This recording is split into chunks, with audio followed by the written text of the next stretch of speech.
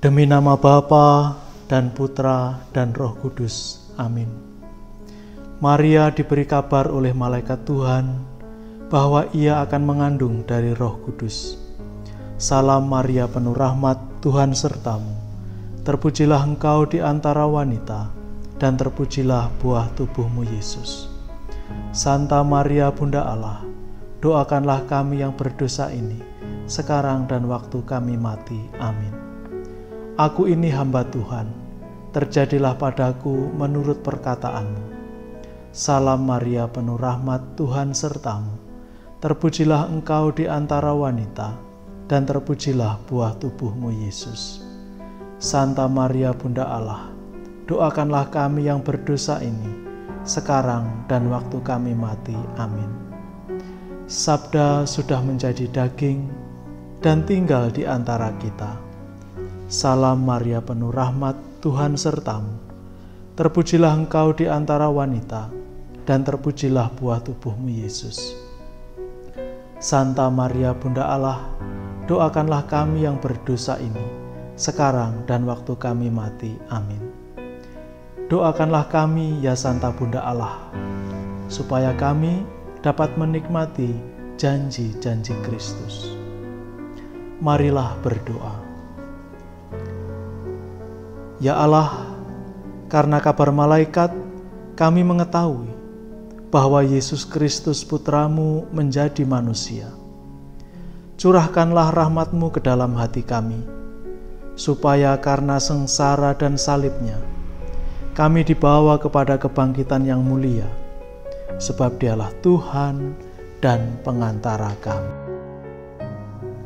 Saudari dan saudara yang terkasih dalam Kristus, hari ini Senin 21 September 2020, bersama seluruh gereja kita merayakan pesta Santo Matius, Rasul dan Pengarang Injil.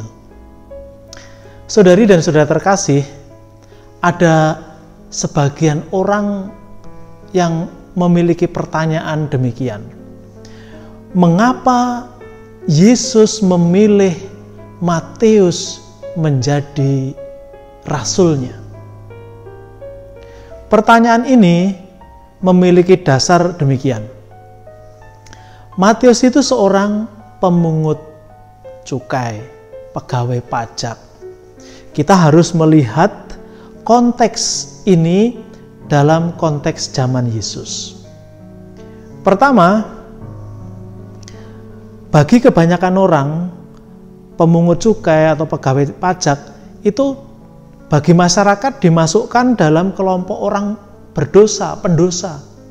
Kenapa? Ya bisa jadi korup, tidak jujur hidupnya, jadi dia bisa suka memeras orang, banyak hal.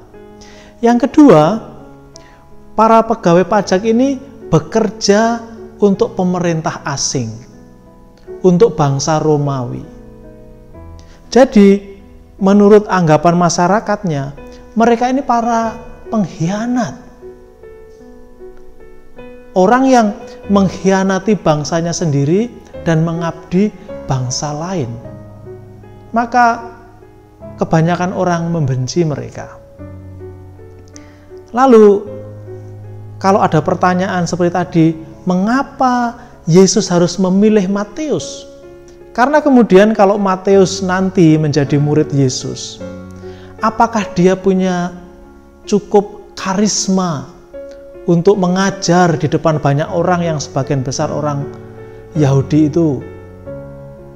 Mereka tahu loh, ini dulu pegawai pajak, ini orang pengkhianat. Pasti tidak memiliki kepercayaan diri yang cukup tinggi. Sekali lagi, pasti Yesus memiliki dasar. Mengapa dia memilih Matius? Pasti Yesus melihat dalam diri Matius itu ada nilai yang begitu berharga, yang bagi Yesus itu sangat berharga sehingga dia memilihnya. Kalau dari bacaan Injil yang kita dengar hari ini, ada satu bagian yang itu menjadi tanda Oh, ini yang membuat Yesus memilih Matius. Yaitu ketika Yesus berkata kepada Matius, ikutlah aku, Matius tidak banyak bertanya. Dia langsung berdiri, meninggalkan tempatnya, dan ikut Yesus.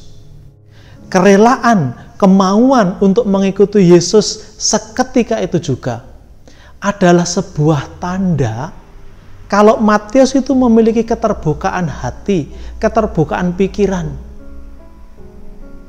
Ini penting sekali.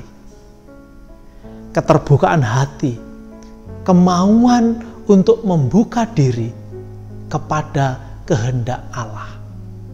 Ini sangat-sangat penting. Maka tidak heran kalau Yesus kemudian memilih dia. Lalu bagaimana dengan statusnya sebagai seorang pendosa? Bahkan dalam Injil hari ini juga kita dengar Matius juga mengundang Yesus makan bersama, dan di sana juga ada banyak tukang pajak yang lain, pegawai pajak, pendosa bagi banyak orang. Bagi Yesus ini bukanlah persoalan. Mengapa? Pada bagian terakhir Injil kita mengetahui jawabannya. Yang aku butuhkan bukanlah kurban bakaran, tetapi sebuah kurban kasih. Kemurahan hati Allah, belas kasih Allah, kerahiman Allah. Inilah yang jauh lebih penting. Kalau kita pernah membaca buku kesaksian Santa Faustina, Yesus berkata kepada Santa Faustina bahwa nyala api kerahiman ilahi itu telah membakar habis Yesus, dan itu akan dia curahkan ke dalam setiap jiwa manusia. Maka tadi saya mengatakan status Matius yang pendosa. Setiap orang sebetulnya pendosa, kita pun pendosa, orang yang berdosa, itu tidak masalah bagi Yesus. Karena api kerahimannya begitu besar yang akan bisa menghanguskan, menghabiskan seluruh dosa kita. Melarutkan semuanya dan menjadi manusia baru. Maka tidak heran saudari dan saudara terkasih, kemudian Santo Matius menjadi salah satu santo yang besar. Dia penginjil, pengajar. Tanpa Injil Matius, kita tidak memiliki catatan yang cukup panjang mengenai pelajaran dari Yesus. Khotbah di bukit yang begitu hebat. Ajaran-ajaran yang tertata begitu rapi. Santo Matius menyajikannya bagi kita. Saudari dan saudara terkasih, pelajaran lain yang bisa kita petik pada hari ini ketika kita merayakan pesta Santo Matius adalah sikap orang-orang Farisi. Mereka merasa diri lebih baik dari orang lain. Mereka merasa diri sebagai orang-orang yang sudah taat, sudah bagus, sudah berada di jalan yang benar. Maka mereka berhak menilai, maka mereka berhak mengadili sesamanya. Oh, kamu orang berdosa, oh kamu orang yang kurang baik, oh kamu penjahat, oh kamu pendosa berat. Mereka mengadili sesamanya karena merasa diri sudah baik. Pada akhirnya mereka tidak mengalami kedamaian. Pada akhirnya mereka tidak mengalami belas kasih Allah. Kerahiman yang Allah yang ingin dicurahkan itu tidak mereka alami karena mereka menutup diri. Bandingkan dengan Matius yang membuka hatinya, memiliki keterbukaan hati, mereka tertutup hatinya karena sudah merasa baik, merasa diri lebih baik dari yang lain. Ini sebuah pelajaran bagi kita.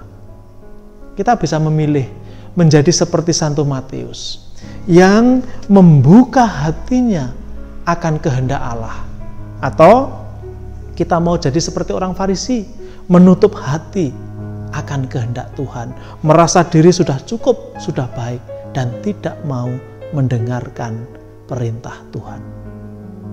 Semoga kita bisa belajar dan menjadi lebih bijak, menjadi lebih baik dari hari ke hari. Tuhan memberkati. Demi nama Bapa dan Putra dan Roh Kudus. Amin.